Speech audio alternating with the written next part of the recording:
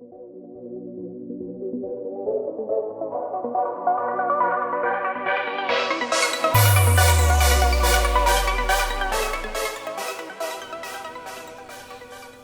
up, everybody? Today I'm going to give you my list of the most basic useful equipment that I take when I go dove hunting. These aren't all going to be necessities, but they're all things that I find pretty useful, and I think you will too. So first on the list, everybody that's going bird hunting, I would hope, unless you have a good friend that you can borrow one from, has a shotgun. If you've got a pump or a semi-automatic, make sure you put a plug in it. Make sure you restrict yourself to the 3 rounds or whatever is legal in your state. Make sure you're following the regulations. Make sure you have your license, your stamps, anything that's required of you to go harvest these birds. After that, you're going to need shells. I stick to 7.5 generally. If I'm desperate for shells, I'll go down to 5, 6 shot. They hit a little harder, but you got a little less shot in your pattern once you get out towards the bird. So stick to 7, 7.5, 8. Those are kind of the ideal loads. They've got plenty of power. They'll give you plenty of reach. That's about all I can say on shells. After shells, you're going to need a place to go. Somewhere close to food, water, and grit are going to be the 3 main priorities for them. Generally, they wake up, go get a drink, go out to the field, get some food. Kind of around midday, it seems like they're heading back towards the dirt roads, trying to get a little bit of grit, something to grind up all that food they've got in their crop. Early afternoon, they might go back, hit the water source again. Generally, it's going to be food, and they're going to hit the water right before they roost for the night. So if you can get anywhere in between all of those resources, that's great. You could find a nice standing dead tree or nice standing tree with a lot of room, a lot of thick branches, a lot of places for them to roost. That's going to be another good place. Maybe you can catch them right away in the morning or right towards the end of the day, flying back to their roosts.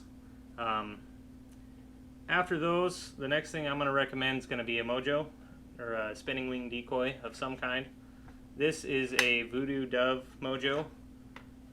What this does for you is they're battery powered, so they're going to spin around. That flashing white is going to give the dove something to look at. It's going to think that there's other doves in the area down where you're at that are feeding. So it's just basically an attractant. I never used to believe in needing a decoy. I never thought you could decoy doves first year I ever went out. I was quickly proven wrong. I had just gone duck hunting with a friend of mine from work, and I'd done some reading, done some research on dove hunting, and read about the decoys. After doing that, I asked him if I could borrow his teal Mojo. So it doesn't have to be breed specific like this. Any spinning wing is going to be useful. So I borrowed his teal Mojo. A friend of mine were sitting in the back pasture on some round bales. I set the Mojo up on the corner of a round bale, and I set one of these clip-on decoys that I'll talk about here in just a little bit on the other side. First dove that came in that day spun around, landed right in the middle of those decoys on that hay bale. Never would have thought that it would have worked out well. I figured the motion would at least scare them off once they got close. Didn't make a difference. So after that, I don't go dove hunting without my Mojo. Along with your Mojo, you're going to need the stand for it, depending on where you're putting it, how you're using it. Stands 3 pieces. They just clip together. When it's all said and done, the Mojo just sits right on top of it. You can set it down in the dirt, grass, set it in the corner of a hay bale, whatever works for you. I like to set it up about 20-25 yards from wherever I'm sitting. Gives me a relatively close shot. It keeps the decoys far enough away from me that it's not bringing the bird's eyes directly onto me, kind of helping keep me hidden. Along with staying hidden, if you can find some trees, something close by that you can sit under, use the shade, use another large object to try and break up your silhouette. Don't wear bright colors if you can. Doves can see, they're not blind, they're not stupid, contrary to belief. Wear something green, something darker if you're sitting in the shade, just something that kind of blends into what you're around. You don't have to camo up, you don't have to wear face paint, you don't have to get in a big blind. Those aren't necessities. along with sitting in the shade, something else you're going to need or prefer is some kind of stool. I like to use this one. It's just a cheap one I picked up out at Walmart. But basically it's just a little fold-up stool with a sling.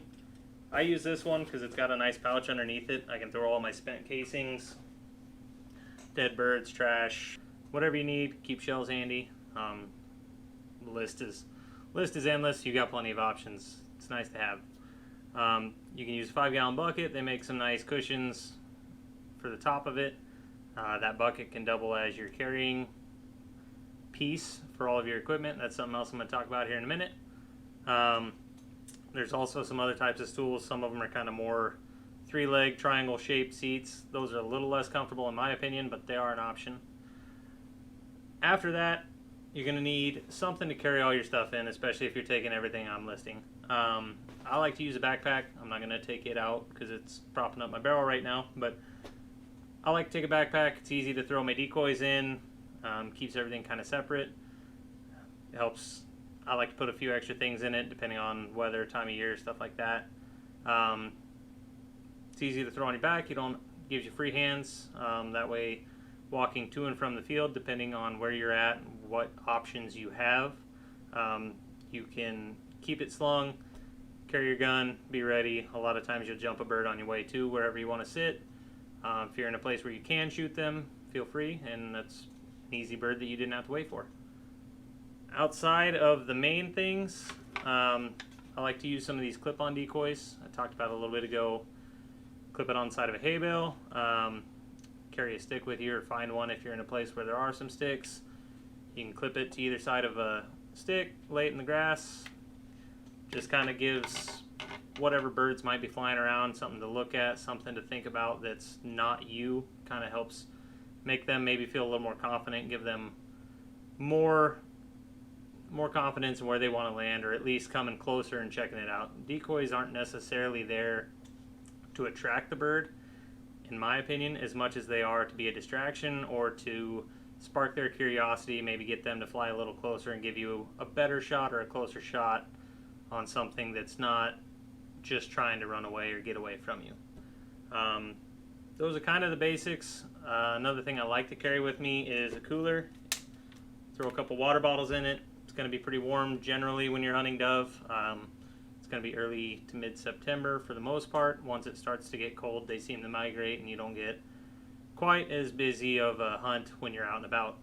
After you've got your birds, there's countless options on how to clean it. You can pluck it, leave the skin on, gut it, get real fancy with it. You can be real simple, split it open, cut out the breast meat.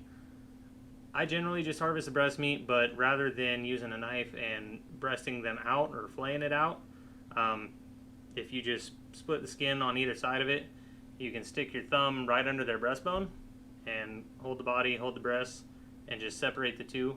It's a lot easier, keeps the rib cage intact. Depending on how you're going to eat them, how you're going to prepare them, that might be a good option for you, or at least gives you the ability to put them in your cooler until you get home and then further process it once you're in a better environment. You can wash it off in the sink and then bone it, whatever you need to do. Something else I like to take with me when I'm out hunting, a pair of gloves in a Ziploc bag. The bag is there for your trash when you're done. The gloves keep your hands clean when you're processing the birds, processing the meat. Keeps more dirt off the meat, keeps the blood, and keeps your hands clean.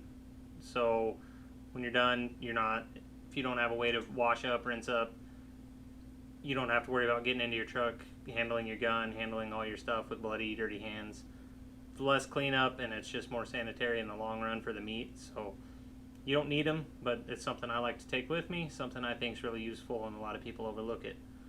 When you're out hunting doves, it's generally going to be a little bit warmer. You're going to want a cooler. You're going to want some water at least, if nothing else. I like to take a cooler with me. Nothing big, just something easy to carry. Keep a couple of frozen water bottles at the bottom. Keeps everything else cold. Keeps the meat cold when you put it in the cooler. Keep a couple of bottles of water in there for you. Maybe some allergy pills if you need them. You're like me. Flavor packets for your water, whatever. Snacks, something. It's just nice to have with you. Generally, when I go dove hunting, I go out right away in the morning, and I usually sit there for a couple of hours. So having a snack, having some water, all nice things to have with you. If you want to film your hunts, a GoPro, maybe a hat clip, these are all things. Make yourself a little checklist. Everything you want, everything you need, list it out, go through it several days, a week before you go dove hunting. That's why I like to use the bag. I can get everything packed up, ready to go, set off to the side, so all I've got to do, grab my bag, grab my gun, grab the cooler, and go.